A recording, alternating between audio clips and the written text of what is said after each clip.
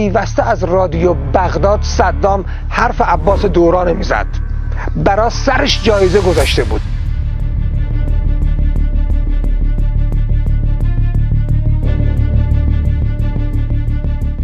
$120 پرواز برون مرزی داشتن که خود دوستان خودشون تعریف میکردن که مثلا تو اون 7 ساله جنگ ویتنام هم خلبانی نبوده که 120 پرواز برون مرزی داشته باشه تو اون 7 ساله جنگ.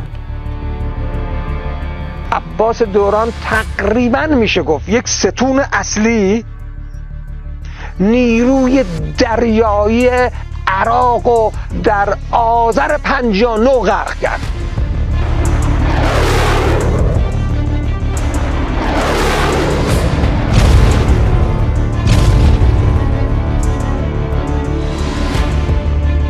اصلا بعضی موقع دوستانش تعریف میکردن که اصلا منتظر سوختگیری نبوده.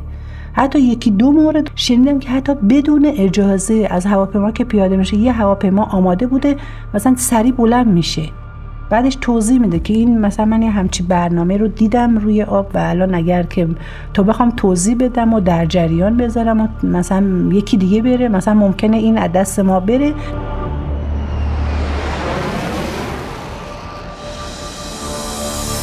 صدام حسین چون دید تو عرصه نظامی کم آورد رفت سراغ یه حرکت سیاسی.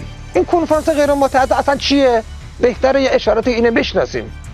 بزرگترین سازمان جهانی پس از سازمان ملله. فرانسوی‌ها میان پدافند بغداد به عهده میگیرن، تضمین میدن به صدام و رژیم بعث که یک پرنده ایرانی 50 کیلومتری بغداد نمیتونه وارد شه. برای ایران خیلی بد بود. مثلا از همه کشورها میخوان جمع بشن اونجا این کنفرانس، یعنی انقدر اونجا امن و در چه میدونم آسایش و آرامش و فلان اینا که همه از همه کشورها میخوان جمع بشن اونجا که این کنفرانس اونجا برگزار بشه. توی یه مسابقه تلویزیونی اعلام میکنه بغداد دومین شهر امن دنیاست. شاید دوران یه پوزخند زد و گفته که اینطوری نیست، بهش نشون خواهیم داد که حالا بگه تنها راه نهایی یک حرکت و یک عملیات نظامی میخواهد. این پرواز برای ناامن نشون دادن بغداد بود. این تنها چیزی که کشورها گفتن اگر ثابت بکنیم بغداد ناامن ما نمیریم. 3 فرمان هواپیما، 6 تا خلبان.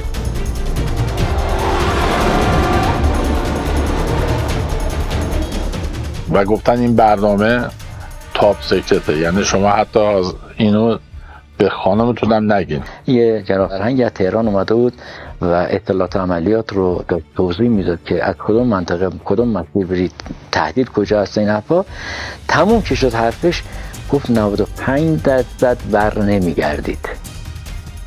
عباس یه لبخندی زد گفت مگه قراره کسی برگرده؟ آخرین روز ماه رمضان هم بود، یعنی دقیقا اون 31 تیر اون سال آخرین روز ماه رمضان بود.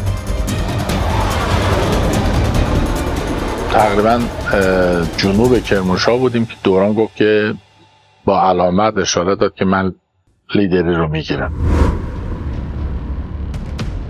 پیچیدیم رو به بغداد، پدافند شروع کرد زدن.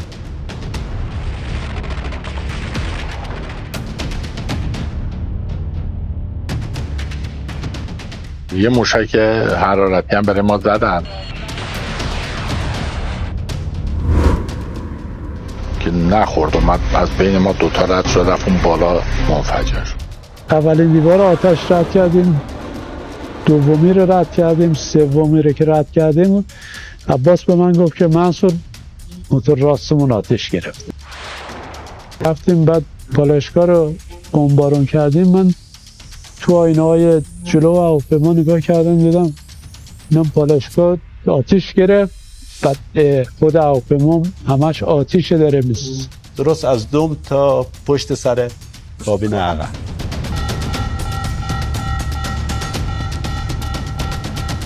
سرعتمون بالای 500 مایل بود و ارتفاعمون درست روی ساختمان‌های شهر بود.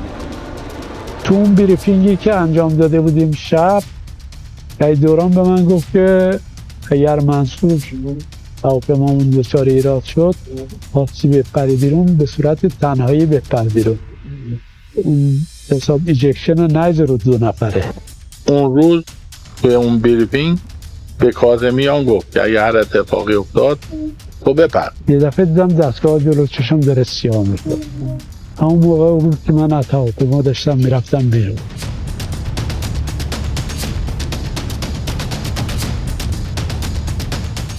و اون موقع من بیهوش شدم. زمانی که به هوش اومدم گفتم دوران کو.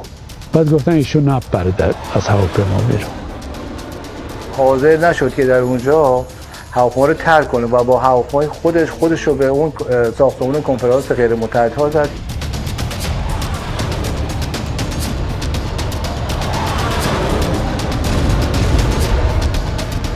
هیچ کس در نبرد 8 ساله نمیتواند جای عباس دوران رو بیاره. به علم شهید شدنش رفت به قلب دشمن زد و کنفرانس کشورهای غیر متحد رو ناامن کرد و مجبور شدن اون رو منتقل کنن به هند. خب این تصمیم چه معنی میتونه داشته باشه برای خود شهید دوران؟ دیگه به وضوح مشخصه که مملکتش، وطنش، خاکش، مردمش برایش چقدر اهمیت داشته که از جوانی، از همسر، از بچه، از همه بخواد بگذره. 20 سال بعد از شهادتشون، سال 81، گفتن شهیدای ایرانو که خلبان هم هستن، شهید دوران هم هست، میخوام بیارن ایران تحویل بدن. یه تشییع جنازه‌ای که بی‌نظیر، که اصلا آدم فکرشو نمی‌کرد، دوباره هم توی تهران هم توی شیراز برای شهید دوران انجام داده.